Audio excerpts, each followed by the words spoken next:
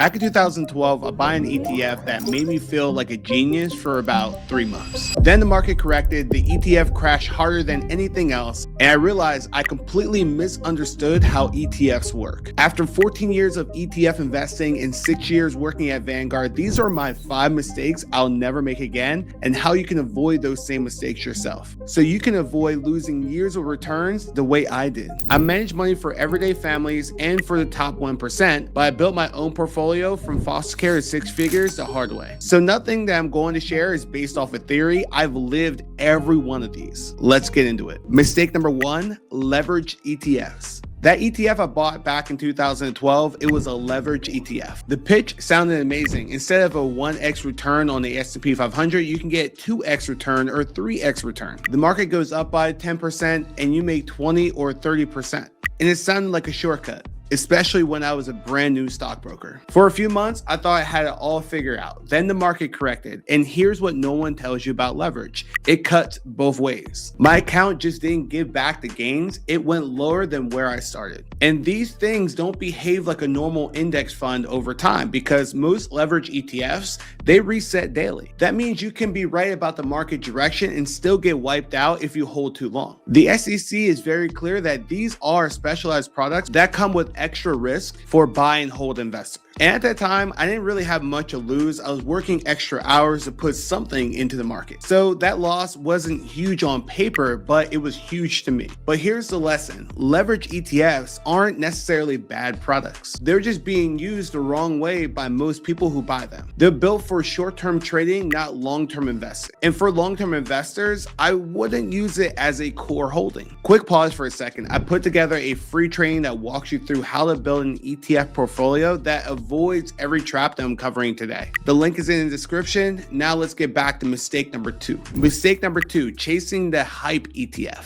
You guys all know the pattern by now. An ETF goes viral, returns over the last 12 months look insane. Influencers are screaming about it all over the internet. It's the brand new thing that everyone's talking about. A textbook example is ARK Innovation, ARKK. It had a massive run, then it fell hard, very hard. That is what happens when people chase yesterday's winners without understanding what they're actually buying. Sector ETFs, they do the same thing. Energy, AI, cannabis, whatever is trending right now. One policy change or one bad cycle and the whole entire sector can get hit very fast. In high dividend funds, that traps a lot of people too. The yield seems pretty productive, quarterly checks hit, and it feels like you're winning. But if you're under 40, dividends aren't the main goal yet. Growth is the main goal at this stage if you're under the age of 40. The boring funds usually win over the long run. Mistake number 3, paying way more in fees than you actually have to. Now, this one is silent. It doesn't show up in your statement, and it doesn't feel like a mistake until you look back 30 years from now and you realize it cost you an entire house. A Vanguard ETF like VOO charges 0.03%, what the cool kids call 3 basis points. An actively managed ETF, the kind where a fund manager is picking the stocks for you, usually charge way more. That's not a small difference over time. It compounds against you. Same starting point, same market, different fee structure that comes along with this actively traded ETF.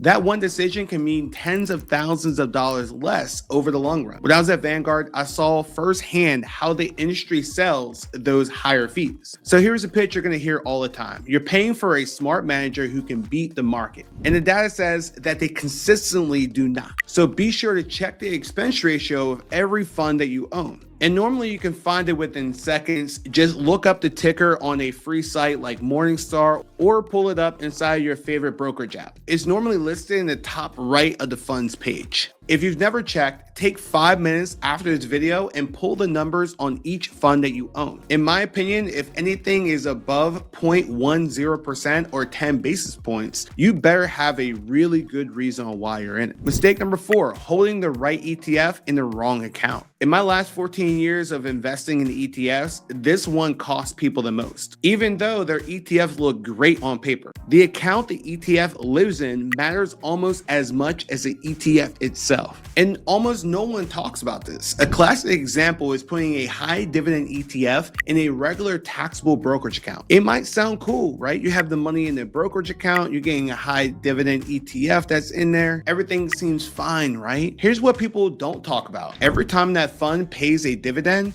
you may owe taxes on it every single year. Even if you don't sell, even if you reinvested every penny, that can create a massive tax headache over time. That was a lot of my clients for years. The right ETFs, low fees, diversified, on paper doing everything correctly, but they were bleeding money in taxes every April and they didn't know why. Now, to be clear, taxable brokerage accounts, they're not bad. They're actually a very powerful tool. There are no contribution limits and you can access the money anytime without penalty. The mistake is putting the wrong type of investment, let it be a stock, ETF, or mutual fund, within them. Here's the right setup. Growth-focused ETFs can really go anywhere. Dividend-paying ETFs are often better suited for tax advantage accounts like a Roth IRA or 401k. Of course, depending on your situation. And in general, get your 401k match if your employer offers one. That's free money. Then max out your Roth IRA or HSA. Then anything beyond that goes into a taxable brokerage account. This is the mistake no one really warned me about when I was first investing for the first time back when I was 22. And it's the one that I want you to fix this week. All right, y'all, that's all 5. The loud ones, the silent ones, and the ones that look perfect on paper, but quietly drain more from your portfolio than any of the other ones. Knowing what not to do is half the battle. The other half is actually knowing how to put your portfolio together. Which ETFs to pick, in what allocation, in what account, in what order. That's what I built my free training for. I put the whole framework into that class. And if you want to know exactly where investing should fall in your overall priorities, especially if you have debt, I also have a free checklist that walks you directly through it. Both links are in the description below. And if you want to learn more about the best investing strategies based off of your monthly income, check out the video on this screen. All right, y'all, that's it for now. Thanks for watching.